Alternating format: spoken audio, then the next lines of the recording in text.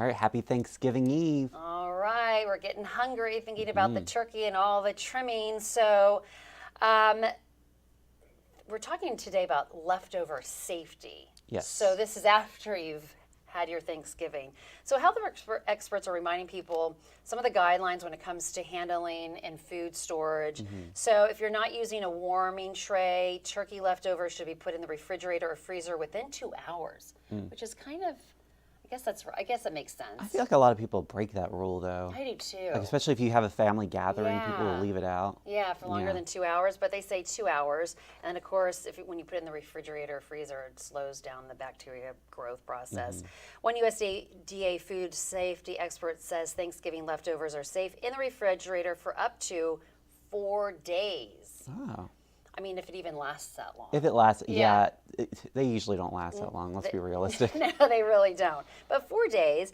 And then if you freeze them, the leftovers should be eaten within 6 months. But they'll be needed to be reheated to 165 degrees before eating. So, and the 2-hour refrigeration rule applies to side dishes, including the dressing, the turkey green bean casserole as well. So.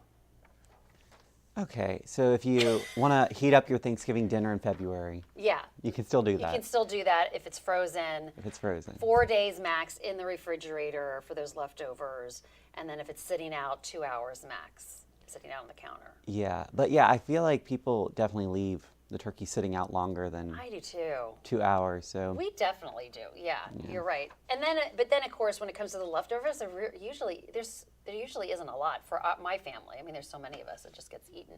I mean, even if there aren't that many, it's just so tempting. Yeah, right? It really is. But, so, okay, it looks so good. It does look good. The wait is almost over, folks. Yes, Tomorrow's it is. Thanksgiving. That's right. All right, thank you, Jennifer. Let's take a look at our local headlines on this Wednesday morning. Republicans are lining up to run for State Senator John McGuire's seat. 7 have thrown their hats in the ring. A single Democrat has also filed for the 10th district. The only problem, McGuire still hasn't resigned. He says he's working with leadership and will step down prior to being sworn into Congress.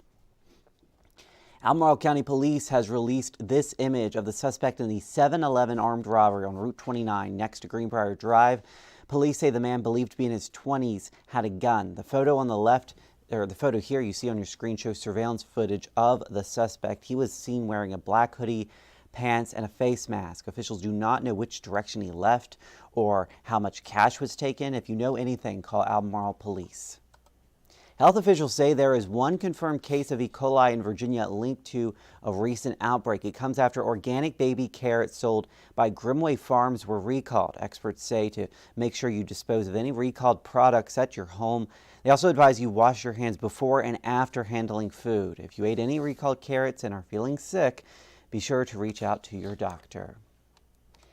And Mountain View Elementary School in Albemarle County got a very special visit from an Olympic gold medal athlete. Stephen Messler told students about his journey yesterday and taught them about setting achievable goals. He wants to give the youngsters a mindset of never giving up through his nonprofit, Classroom Champions. Pretty cool stuff. A little cold out there this morning. A little cold, yeah. Just kind of a preview of what's to come. Of course, yesterday we were in the middle 60s. We'll see temperatures today more seasonal with mostly cloudy sky. We'll get up to 55. Then we've got some early rain on Thanksgiving Day with clearing sky, breezy conditions. Still in the middle 50s. That colder air starts to work in by Thursday night.